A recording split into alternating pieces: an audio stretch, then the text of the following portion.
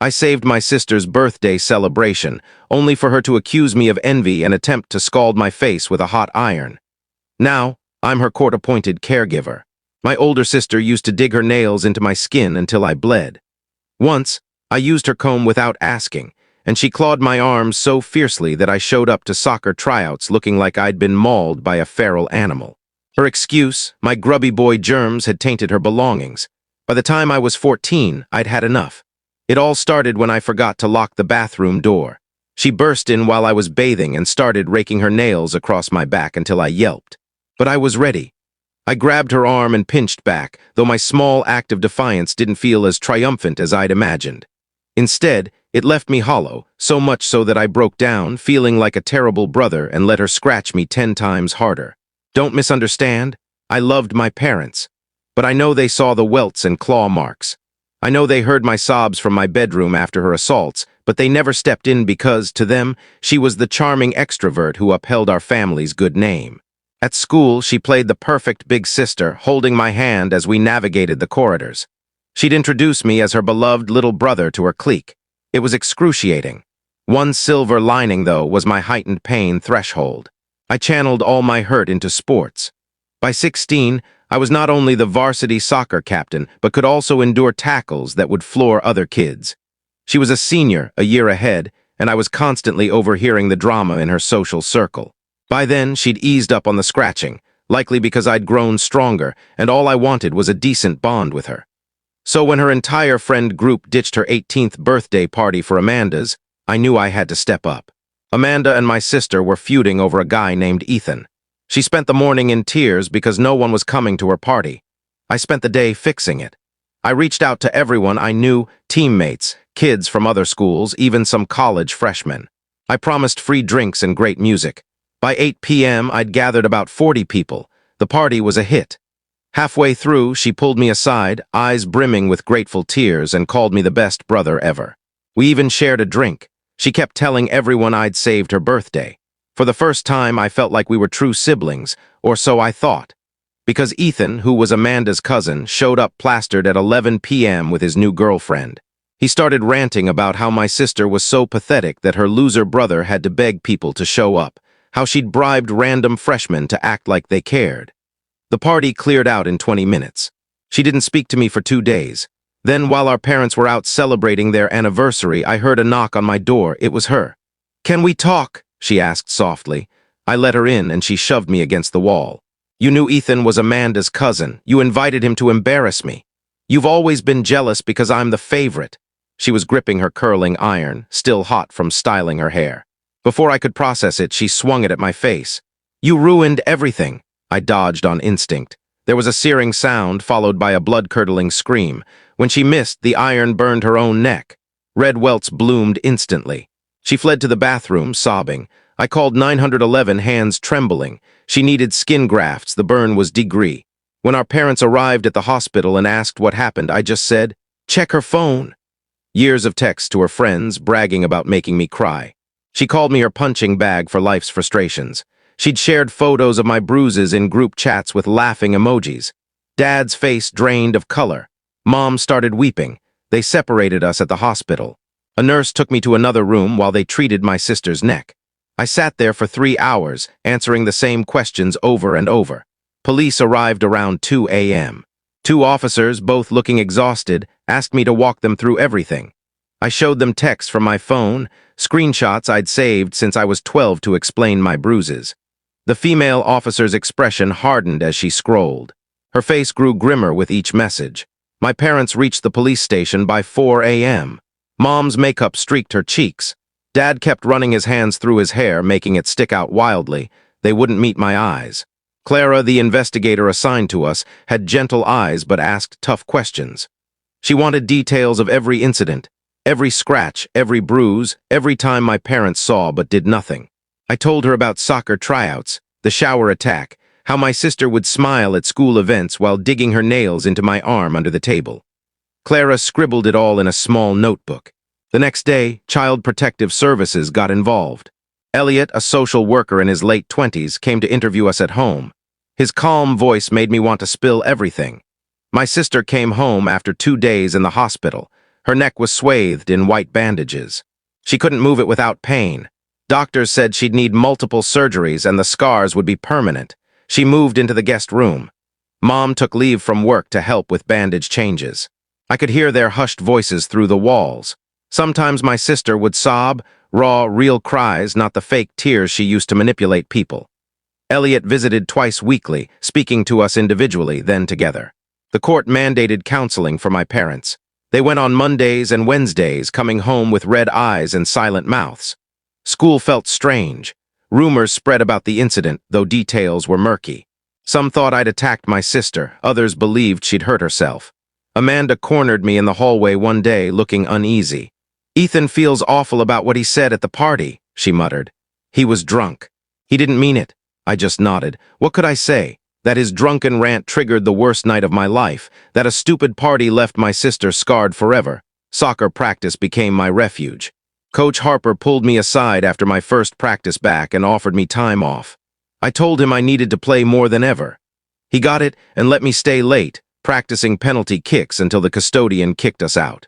My sister started physical therapy 3 weeks after the incident. The burn had damaged nerves, limiting her neck's range of motion. Our parents were at work, so I drove her to appointments. We'd sit in silence for the 20-minute trip. One day she spoke, "I know you despise me." I gripped the wheel tighter. "I don't despise you. You should." Her voice was flat. "I've been awful to you." I didn't know how to respond. Part of me wanted to agree, to list every cruel thing she'd done. But seeing her wince as the therapist stretched her neck killed that urge. Clara held a family meeting 6 weeks later. She brought another social worker, an older woman named Tors who specialized in family trauma. They sat us down in our living room. "We need to plan for the long term," Clara said. "The investigation continues, but healing as a family is the priority." My sister was ordered to take anger management classes, like our parents' therapy. She went every Tuesday evening. I'd sometimes find her workbook on the counter, filled with exercises on recognizing triggers and controlling emotions. The investigation uncovered more than expected. Clara interviewed my sister's friends. Several admitted they were uneasy about how she treated me. One girl, Mia, had saved screenshots of cruel texts she'd meant to report but never did. My parents faced harsh realities. The social workers didn't mince words. They'd failed to protect me. They'd enabled her behavior. In one session, Dad broke down, admitting he'd always suspected something was wrong but couldn't believe his daughter was abusive. 3 months passed. My sister's bandages came off, revealing angry red scars on her neck. She started wearing high collars and scarves, even in warm weather. Her friends visited less. Whispers followed the once popular girl at school. We had court-ordered family dinners every night. Supervised family time. Elliot or Tors sometimes joined, watching us interact. Conversations were stiff, limited to safe topics like weather, sports, or TV. One night my sister dropped her spoon. The clatter startled everyone. She bent to grab it but froze, hand clutching her neck. The scar tissue didn't stretch like normal skin. I stood to help, but she waved me off. "I've got it." Her voice was tight. She retrieved the spoon, but tears rolled down her face as she sat up. Mom reached for her, but my sister pulled back. "Don't, just don't." She left the table, her plate untouched. We heard her door slam. Elliot jotted something in his file. He always carried that file at our dinners, observing silently. At 5 a.m. the next morning, I found my sister in the kitchen, struggling to make tea. She couldn't tilt her head to check the kettle, and water spilled everywhere. "Let me help," I said. She stepped aside without protest. That's when I noticed the bruises on her arms, fresh ones, purple and yellow marks like fingerprints. "What happened to your arms?" She tugged her sleeves down. "Nothing, the meds make my skin bruise easily." But I knew those marks. I'd worn them enough to recognize them. Someone had grabbed her, hard. At school, I saw her ex-friend Sarah cornering her by the lockers, gesturing angrily, getting in her face. My sister just stood there, taking it. The girl who once ruled the halls was defenseless. I walked over. "Everything okay?" Sarah turned on me. "Oh, the victim's here to save his crazy sister. Cute." "We're leaving," I said, guiding my sister away. She broke down in her car after school. "They all hate me. Everyone at school thinks I'm a monster. Sarah grabbed me yesterday, said I deserved worse than scars, said she wished the iron had hit my face."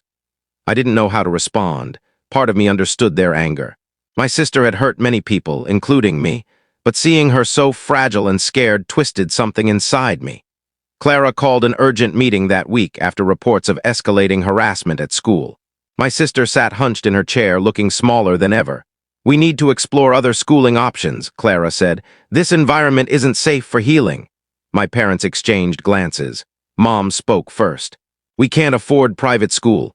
There are online programs," Clara suggested, "or a transfer to Eastside High across town." My sister shook her head. "I've got 3 months left. I can tough it out." But she couldn't. The next week, someone scrawled "abuser" on her locker. The janitor tried to scrub it off, but the faint outline remained. She started eating lunch in the nurse's office. I tried to help, walking her to classes when our schedules aligned, sitting with her at lunch when the nurse wasn't there. My teammates didn't get it. "Why protect her?" Jake asked during practice. "After all she did to you?" I missed a shot. "She's still my sister." "She's getting what she deserves," another teammate said. Coach Harper overheard and made the team run laps. "We don't kick people when they're down," he said. "That's not what this team stands for." But the damage was spreading. Our parents started arguing more. I'd hear them in their room at night, voices rising. Mom blamed Dad for ignoring the signs. Dad blamed Mom for coddling my sister. Both blamed themselves. One night I heard a crash in their room. Dad was on the couch the next morning. He's been there since. Elliot increased his visits to 3 times a week. The court was closely monitoring us. There was talk of extending the supervision period. My sister's physical therapy wasn't going well either. The therapist warned she was developing bad movement habits that could cause long-term problems. She needed to exercise at home, but she'd stopped trying. I started going to her room after dinner, making her do her stretches. She resisted at first, but eventually gave in. We'd sit on her floor, me counting reps while she gritted her teeth through the pain. "Remember when we played card games?" she asked one night during stretches. "Before I turned cruel," I remembered. We'd been close as kids before middle school changed her and she saw me as a burden. "What happened?" I asked. "When did you start resenting me?" She was quiet for a long time. "I never resented you. I resented that you were better than me, kinder, more authentic. People liked you for you. They only liked me because I scared them into it." Her confession lingered between us. I helped her with the last stretch, watching her grimace as the scar tissue pulled. Everything unraveled 2 weeks before graduation. My sister had been doing better, keeping her head down, trying to survive. Then someone leaked the screenshots online, all the texts she'd sent about me over the years. Photos of my bruises, everything. The post spread like wildfire through our school. Parents demanded her expulsion. The principal held an emergency meeting about cyberbullying. It didn't matter. The damage was done. My sister didn't come home that night. My parents called the police at midnight. I drove around, checking places she might go, the park where we played as kids, the beach where we had family outings. I found her car on an old railway bridge outside town. She was sitting on the hood, legs dangling over the edge. The drop wasn't deadly, but it was daunting. We both knew pain. "Don't," I said softly, approaching. "I wasn't going to jump," she said. "I just needed to think." I sat beside her. We stayed there for an hour, silent, just existing in the space between what was and what might have been. "I'm sorry," she said finally, "for everything. It doesn't fix it, but I need you to know." "I know," I said, and I did. The apology didn't erase the scars, hers or mine, but it was a start. We drove home separately. Our parents were waiting with 2 officers. There were protocols for missing persons, even those who returned. More reports, more paperwork. Clara arranged for my sister to finish school remotely. The principal agreed it was best. She'd get her diploma but wouldn't walk at graduation, another consequence of that night with the iron. The house felt different with her home all day. Quieter, despite her presence. She spent most of her time in her room, doing assignments and attending virtual anger management sessions. I'd check on her between my classes and soccer practice. Sometimes I'd catch her doing her therapy exercises unprompted. Other times, she'd stare at her reflection, tracing the scars on her neck. Our parents' marriage was fraying. They'd started couples counseling on top of everything. Dad still slept on the couch some nights. Mom stopped cooking elaborate meals. We lived on takeout and frozen food. Elliot pulled me aside during a visit. "How are you holding up?" "I'm fine," I said automatically. "It's okay if you're not," he said. "You've been through serious trauma. Your feelings matter too." But I couldn't articulate the guilt gnawing at me. If I hadn't dodged that night, none of this would have happened. My sister would have graduated normally. My parents would still be happy. Our family wouldn't be under constant scrutiny. Logic told me it wasn't my fault. She swung a hot iron at my face and I reacted. But logic didn't ease the shame. We made it to regionals at the end of the soccer season.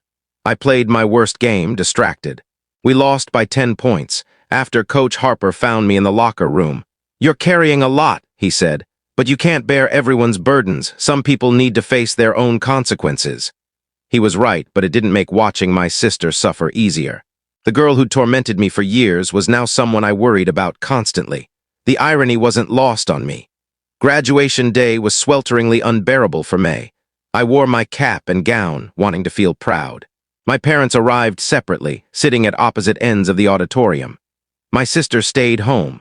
As I crossed the stage, I pictured her in her room, scrolling through classmates' social media posts about their celebrations. Part of me wanted to skip the parties and go home. But Elliot had stressed I needed to live my own life.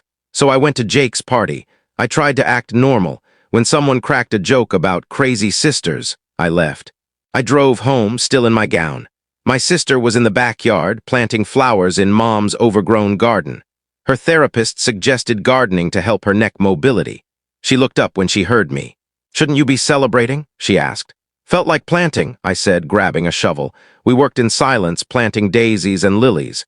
The sun beat down, making her neck scars glisten with sweat. By the end, we were dirty and drained. "Thanks," she said quietly. That night, for the first time in months, we ate dinner as a family without supervision. Dad came home early. Mom cooked. We sat in our usual spots. Elliot's empty chair felt louder than his presence. "I got into state," I announced. "Soccer scholarship, full ride." I'd kept the news secret for weeks. My parents beamed, their first real smiles in ages. Even my sister looked happy, though something flickered in her eyes. "That's incredible," she said. "You earned it." After dinner, she knocked on my door. "Can I ask you something?" I let her in. She sat on my bed, fidgeting with a loose thread. "Do you think we'll ever be normal again? Our family, I mean?" I wanted to lie to offer false hope, but we'd moved past pretty lies. "I don't know," I said honestly, "but maybe we can be something different, maybe better." She nodded, understanding.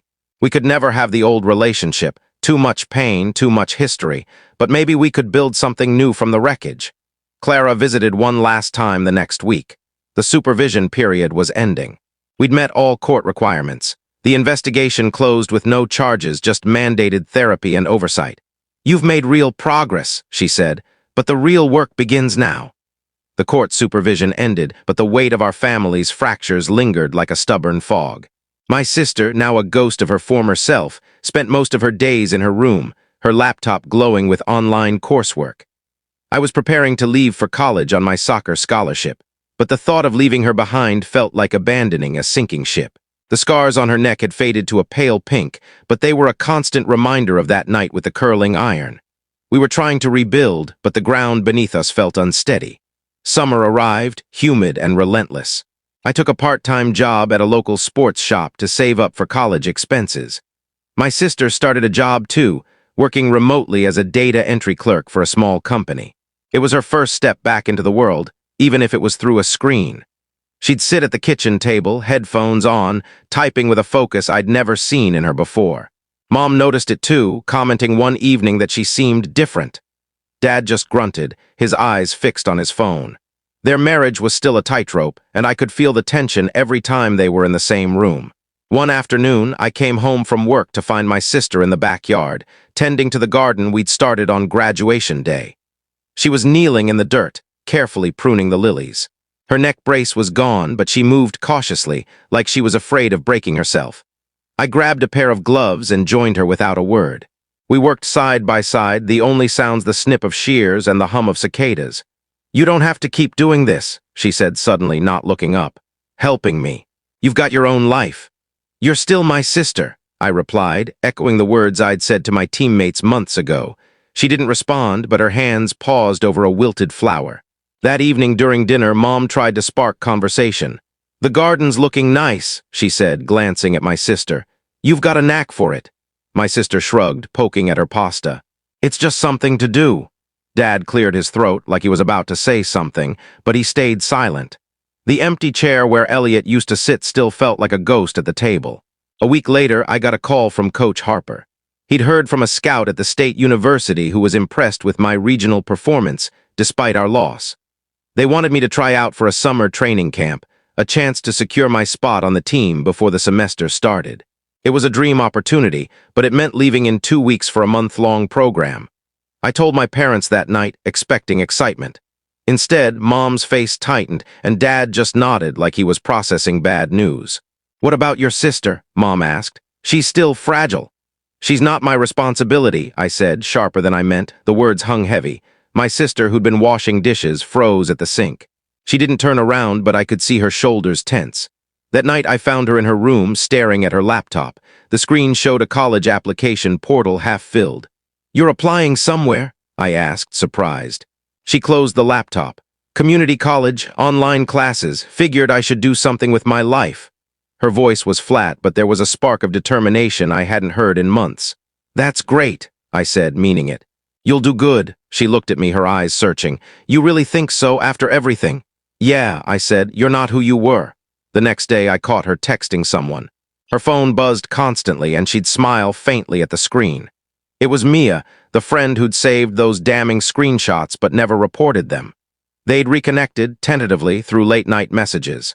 Mia had apologized for staying silent back then, and my sister, to my shock, had apologized back. It wasn't forgiveness, not exactly, but it was something. The summer camp loomed closer, and I started packing. My sister helped, folding my clothes with a care she'd never shown before. "Don't let those college guys push you around," she said, half joking. "You're tougher than them." "Says the girl who used to leave claw marks," I teased, testing the waters. She flinched but then laughed, a real laugh, not the cruel one I remembered from our childhood. The night before I left, we sat on the back porch, watching fireflies blink in the garden. "I'm scared," she admitted. "When you're gone, it's just me and them." She meant our parents, whose arguments had grown quieter but no less frequent. "They're trying," I said. "They're just lost." "Like me," she whispered. I didn't know how to respond, so I just sat with her, letting the silence speak.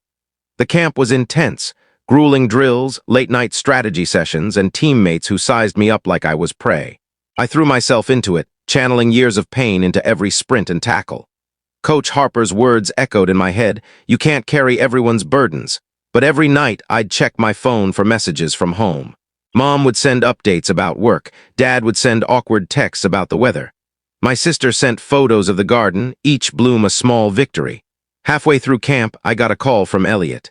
He'd stayed in touch, checking in occasionally as a courtesy. "Your sister had a rough week," he said. "She's been getting anonymous messages online, old classmates stirring up the past." My stomach dropped. "Is she okay?" "She's managing," he said, "but she could use you right now." I wanted to go home, but I was 200 miles away, locked into the camp schedule. Instead, I called her. She picked up on the third ring, her voice small. "It's just stupid kids," she said. "They'll get bored." "You don't deserve this," I told her. "You're doing the work, keep going." She was quiet for a moment. "You sound like my therapist." When I returned home, the house felt different again, less like a battlefield, more like a construction site. My sister had enrolled in her online classes, and the garden was thriving. Mom and Dad were still tiptoeing around each other, but they'd started eating breakfast together again. Small steps. One evening, I found my sister in the kitchen, struggling to open a jar. Her neck was stiff, and she winced as she turned to me. "Can you help?" she asked. I took the jar and opened it. "You're getting good at this," I said, handing it back. She smirked. "Years of practice." We laughed, and for a moment, it felt like we were kids again before everything went wrong. But things weren't fixed. At college, I heard rumors about her, people from our hometown who knew the story. They'd whisper about the psycho sister who burned herself trying to attack her brother. I shut them down, but it stung. She was trying, and they didn't know. During fall break, I came home to find her waiting for me in the driveway. She held a small potted plant, a gift for my dorm room. "Don't kill it," she said, handing it over. "I'll try," I said, grinning. We sat in the backyard that night, talking about college, her classes, and the future. She wanted to study botany, maybe open a nursery someday. I told her about my teammates, the endless practices, the pressure. It felt normal, or as close to normal as we could get. One night, I overheard my parents arguing again. This time it was about money, college tuition, therapy bills, and medical costs were piling up. I found my sister crying in her room afterward. "They're fighting because of me," she said. "I ruined everything." "No," I said firmly. "They're fighting because they're human. We're all just figuring it out." She looked at me, tears in her eyes. "How do you not hate me?" "I did," I admitted, "for a long time, but you're not that person anymore. And I'm not the kid who let you hurt him." She nodded, wiping her face. "I'm trying to be better." I know, I said, and I did. By the end of the semester, things were stabilizing. My sister's scars were less noticeable, and she'd started going out with Mia again, small outings to coffee shops or the park. My parents signed up for another round of counseling, determined to make it work. I kept playing soccer, kept calling home, kept checking on the garden photos she sent. One day, she texted me a picture of a new flower bed she'd planted. For you, the caption read. I stared at it for a long time, a lump in my throat. We weren't fixed, we might never be. But we were building something new, one fragile bloom at a time.